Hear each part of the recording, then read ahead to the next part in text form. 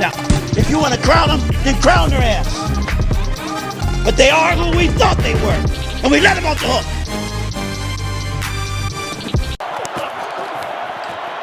Darnold in trouble. Jump throw intercepted for the 4th time. Darius Williams this time.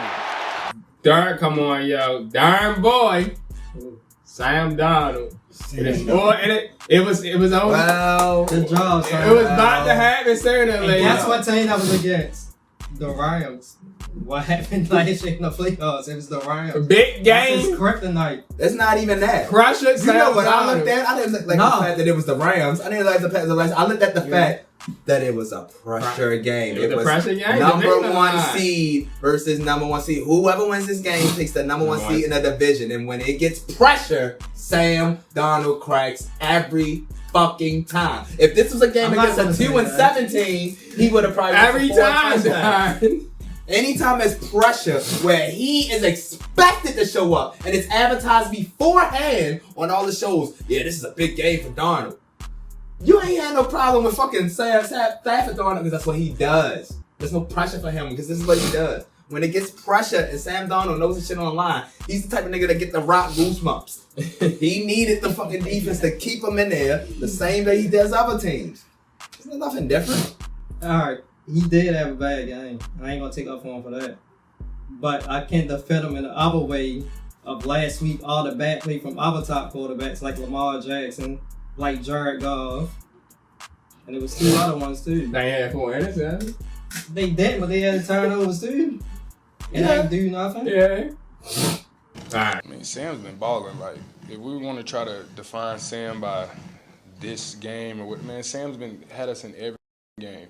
So for him to sit there and say, "Oh, that's my fault," no, it's not. There was plays that defensively we could have made plays. There were opportunities where we could have got better stops. Yeah, I mean, like, it's football, man. And he's our quarterback. We got his back, and you got anything to say, quite frankly. And let's get to. But the people you named, though, like Lamar Jackson, 2-time MVP, like Jared Goff has made it to the Super Bowl. Those people have reasons why you can be like, all right, I can see that bad game because their experience has shown they can get it done under pressure. Jared Goff has got it done under pressure to make it to the Super Bowl. He didn't win the most pressured game, but he was in pressure. Lamar Jackson has been in enough pressure to win MVPs, to win Heismans. Sam Darnold, the most pressure you got is being the top 2 pick, bro. We waiting for you to show us why you're a top 2 pick. Well, he did show you that last season.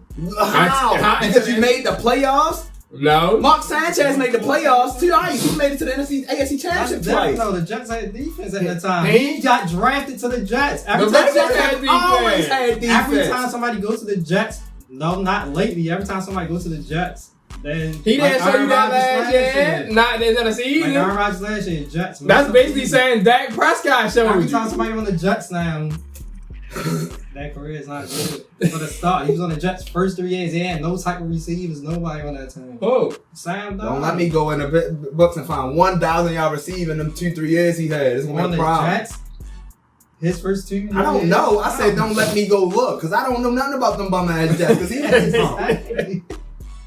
Well, they thought he was good at the draft to him. Well, he was one of the second pick? Second, third out of USC. You know the one thing I give Sam Darnold? Number 3 pick. You know the one thing I give Sam Darnold? Is that he not Josh Rose. Yes, sir. But I'm just saying, the last 2 years, he's coming into his own now. No, I give him that. That's why I said that's why a couple games ago I wasn't ready to give him or D Jones no redemption story. Like y'all haven't accomplished anything to be in no redemption. If anything, y'all trying to get people reacclimated with the fact that you should be here. For you to have a redemption, you have to have accomplished something and fell all the way down to ladder. Even Daniel Jones in a playoff game. And that's most of the quarterbacks this year. It's the veterans. It's the people trying to, in the middle, like trying to redeem themselves, and there's a couple of young guys. You know what's a redemption story?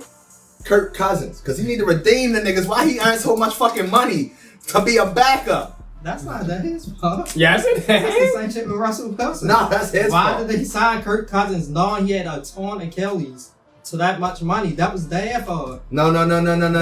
He was coming off. He got signed to. They didn't even know if he was going to. But they gave the niggas at least 8-9 games to show us. And then they going to. We didn't make that video on Kirk Cousins till like week 12. You had enough time to show us. He beat the Bucks both. He wasn't doing fine. Nah, he had one touch. He went a 5-week break with one touchdown. So like 5-6 games. There was one touchdown and 9 inside the 9. They still had a running record at that point. You could have had them finish the season. The point is, we had a running record at that point. If we don't get you out now, we might have a losing record by the time we actually put somebody in. Damn, we met you, Matt Ryan. Damn, yo, Matty Ice. Man, no good quarterback since Matty Ice. All right. That's it. Just got to go through my progressions, listen to my feet, and just, be able to, just not necessarily just get stuck on one or two guys, and be able to just move on in the progression.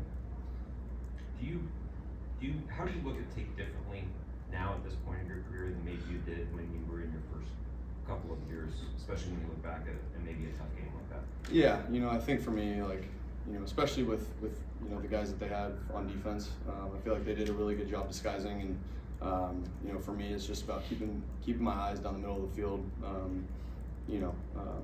and just moving from there. Keeping my eyes down the middle of the field, seeing the shell a little bit better, and just getting to the right spots with the ball.